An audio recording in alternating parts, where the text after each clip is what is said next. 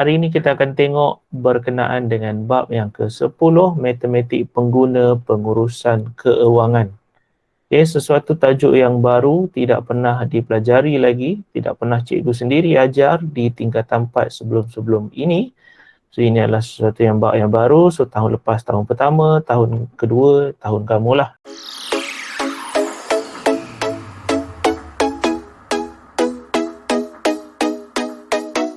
Apakah yang ada di dalam bab 10 ini di bawah tajuk pengurusan keuangan? So kita nak tengok pengenalan terlebih dahulu. Alright. So itu adalah gambar sebagai mukadimah. Okay, so cikgu rasa cita-cita semua orang paling kurang dia mesti ada rasa nak menyarungkan cincin ataupun mungkin disarungkan cincin. Okay, so apa kaitan gambar kita untuk hari ini dengan bab yang kita nak tengok? Okay, so secara tak langsung selepas ni kamu akan tengoklah, okay, sebab bab semakin ke depan. Okay, ada yang mungkin tak tahu ini gambar apa? Ada yang mungkin yang tak tahu? Mungkin tak pernah tengok. Okay, so kalau ikutkan ini adalah gambar perkahwinan lah. Okay, so apa kaitan gambar perkahwinan dengan bab kita untuk hari ini? Seharusnya kamu nak berkahwin, pengurusan keuangan. Okay, cara menguruskan duit kamu seharusnya baiklah. Kalau tidak nanti jadi masalah sedikit. Okay, so kita nak tengok 10.1 iaitu perancangan dan pengurusan keuangan di muka surat 272. So kita nak tengok 10.1.1 standard pembelajaran menghuraikan proses pengurusan keuangan yang berkesan. Okay, so kamu secara tak langsung nanti kamu akan tengok proses pengurusan keuangan yang berkesan. Okay, so proses pengurusan keuangan. Pengurusan keuangan merupakan suatu proses yang melibatkan pengurusan wang daripada sumber pendapatan terhadap simpanan, perbelanjaan, perlindungan dan pelaburan.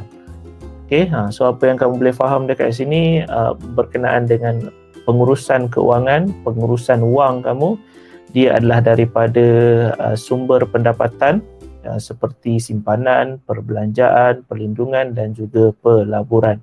Okay, terdapat 5 langkah. So dalam buku teks kamu di muka surat 272 itu pun sama. Ada 5 langkah dalam proses pengurusan keuangan. So yang pertama adalah menetapkan matlamat keuangan. So seharusnya kamu kena tetapkan terlebih dahulu matlamat keuangan kamu. Itu yang paling mustahak, yang pertama. Kemudian kita menilai kedudukan keuangan. So bila kamu dah tetapkan matlamat, seharusnya yang kedua kita tengok kekuatan kamu lah. Keuangan kamu tu, duit kamu tu kita nak buat macam mana. So kita nak buat penilaian terlebih dahulu. Kemudian yang ketiga, mewujudkan pelan keuangan. So bila kamu rasa semuanya dah cantik, so kita plan lah. Okay, kamu wujudkan pelan keuangan. So kamu plan apa yang nak diuruskan, macam mana cara kamu nak menguruskan keuangan kamu. Yang keempat, selepas dah plan, kita akan laksanakan, iaitu melaksanakan pelan keuangan. Dan yang terakhir, mengkaji semula dan menyemak kemajuan. So untuk yang kelima ni, sekiranya 1 sampai 4 telah pun selesai. So yang terakhir kamu nak kena refresh lah balik. Okay, nak kaji semula ada kemajuan ke kamu punya pelan keuangan ataupun mungkin tak ada kemajuan. Okay, so 1 sehingga 5 inilah yang kita nak huraikan untuk hari ini. Kita tengok setakat mana yang sempat.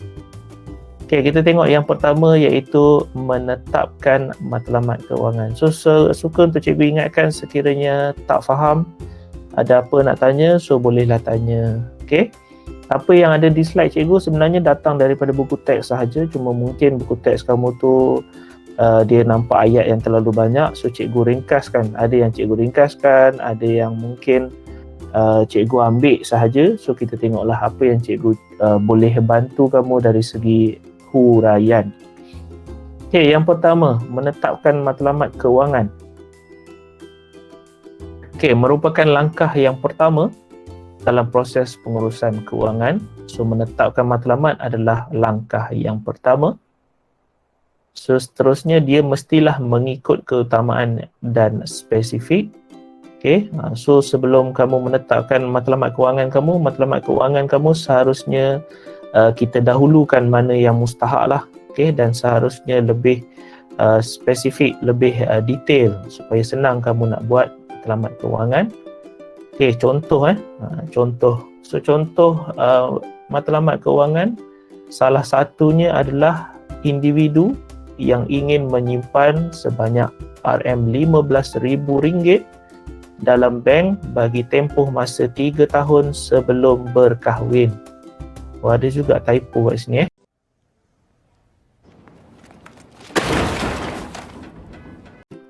Okay, so tengoklah seorang individu, so matlamat dia adalah dia nak berkahwin.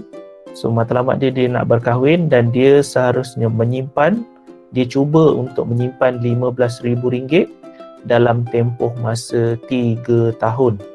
Okay, so dia seharusnya keutamaan dia nak kahwin, so spesifik dia nak simpan sebanyak RM15,000 dalam tempoh masa 3 tahun. Okay, so dan yang kedua, kamu ada 2 jangka masa. Okay, 2 jangka masa matlamat kewangan, iaitu sama ada jangka masa pendek, okay, ataupun jangka panjang. Okey, so kita tengok matlamat kewangan jangka pendek antara contoh-contoh dia. Okey, so matlamat kewangan jangka pendek adalah yang nak dicapai kurang daripada setahun. Okey, so itu adalah matlamat kewangan jangka pendek. So biasanya tidak melibatkan jumlah yang besar. Okey, ialah seharusnya kalau kamu nak menyimpan dalam masa yang singkat, kurang daripada setahun, seharusnya kalau nilai itu besar nanti jadi tak boleh dicapai pula. Okay, so seharusnya dia bukanlah amount yang besar. Dan contoh, so contoh cikgu bagi dekat sini, matlamat kewangan jangka pendek adalah seperti membeli komputer riba, iaitu laptop. So mungkin nak beli kerusi ataupun sofa dekat sini. Okay, ataupun mungkin kamu nak beli telefon, okay, yang mana kamu nak menyimpan dalam tempoh setahun ataupun kurang, yang melibatkan amount yang tidak terlalu banyak, mungkin 2,000 ke bawah. Okay, so untuk kamu nak belilah. Okay, so itulah yang kita kenal sebagai matlamat kewangan jangka pendek. So dia ada satu lagi, iaitu matlamat kewangan jangka panjang. So matlamat kewangan jangka panjang ni yang hendak dicapai lebih daripada 5 tahun.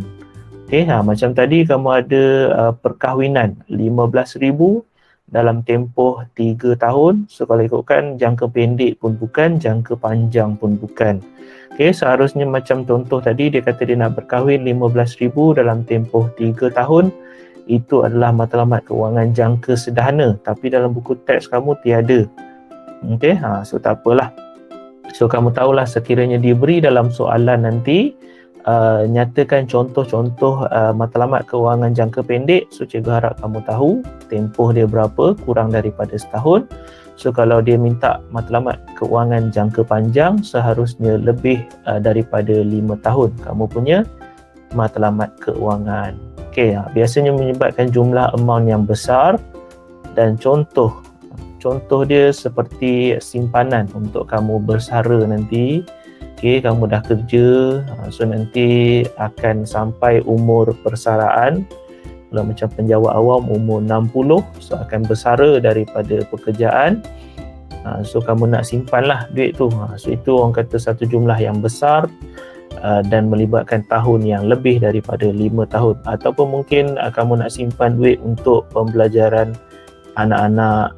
Okay, so mungkin ataupun mungkin untuk berkahwin, kamu nak plan daripada sekarang. Boleh kamu rasa nak kahwin sekarang umur 16, so nanti nak kahwin umur 25 ke contoh dia.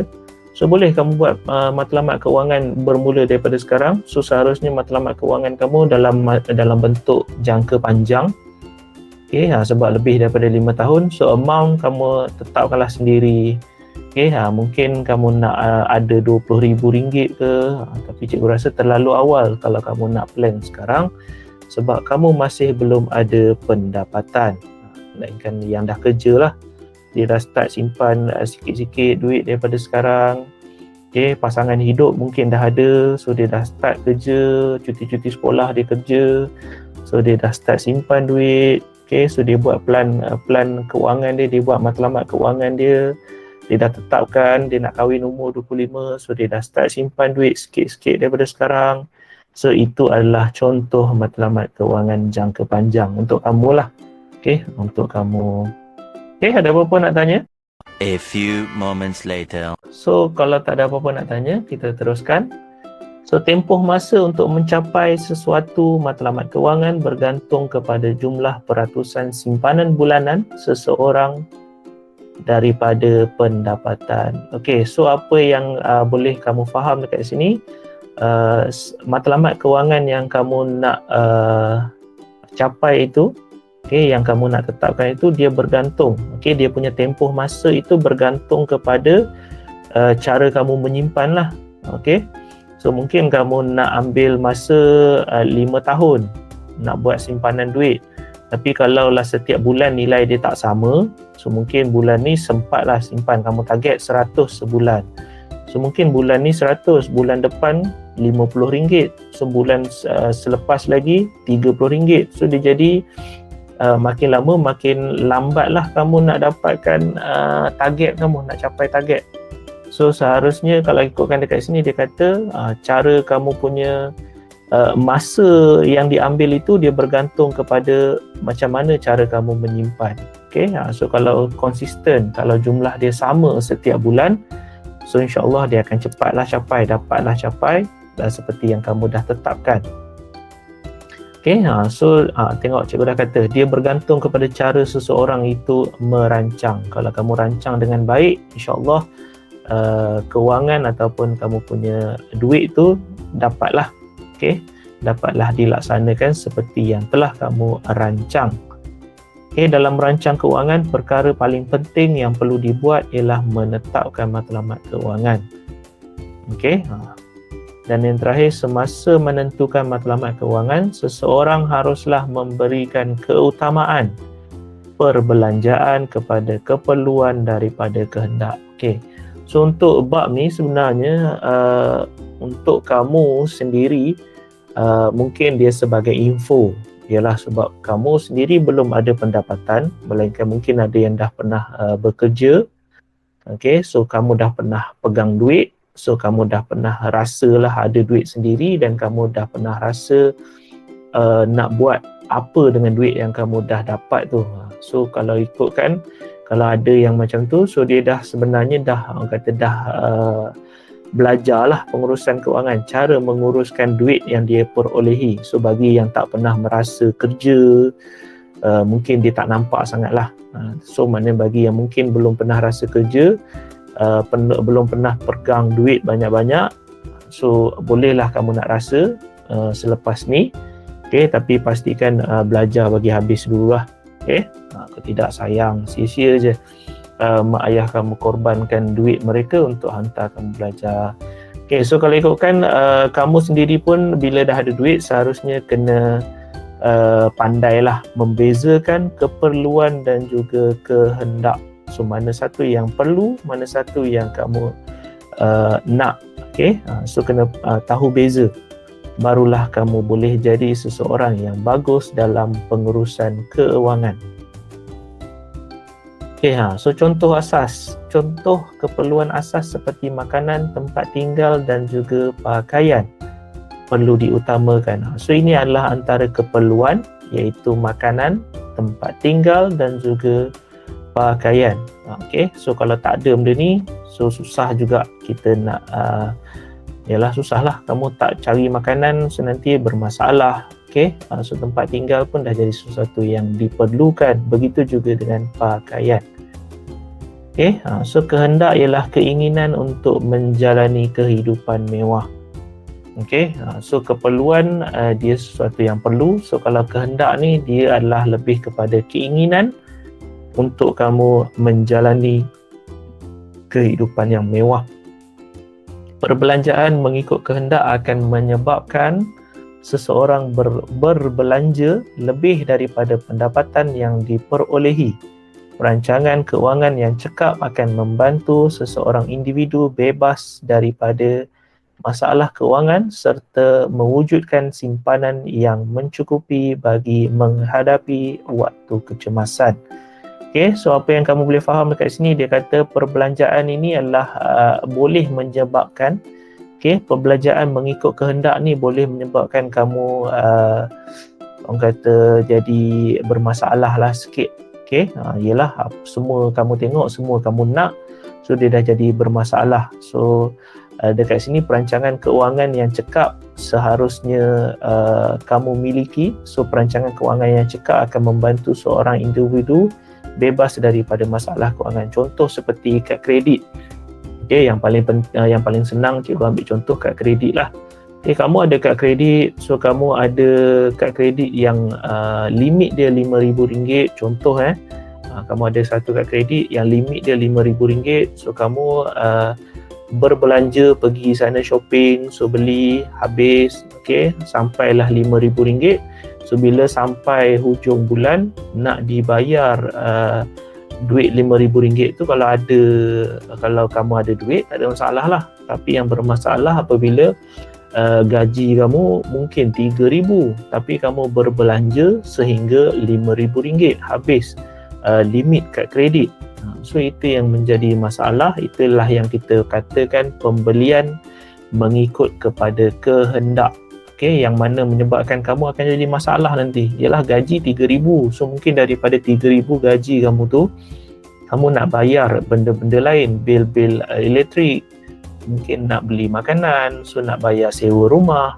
So bila dah jadi macam tu, dah jadi bermasalah. Dari segi pengurusan keuangan kamu dah jadi masalah. Berbelanja melebihi daripada yang sepatutnya.